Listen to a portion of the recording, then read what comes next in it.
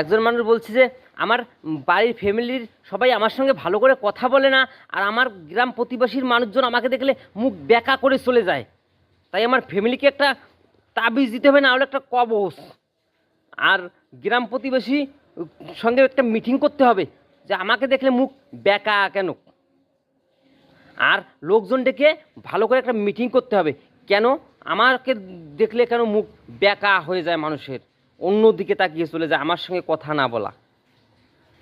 তাহলে একটা মিটিং ডাকতে হবে, সব কিছু করতে হবে, ক্যাসাল করতে হবে, আমার সঙ্গে কেন কথা বলে না, কবচ তাবিজ যেটা লাগে সেটাই করতে হবে।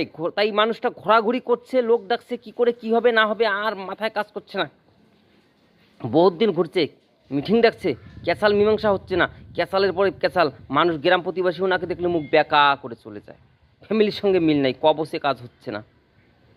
কিন্তু এত ঘোরাঘুরির পরে, এত কবচের পরে একটা জিনিস মানুষ বুঝলো না, একটা জিনিস বুঝলে কিন্তু সব মীমাংসা হয়ে যেত, ক্যাসাল ঝগড়া হতো না। নিজের ভুলটা যদি দেখতো মানুষ, তাহলে আজকে আর না কবচ না মিটিং, সব এমনির থেকে মীমাংসা হয়ে থাকতো। হায় রে মানুষ।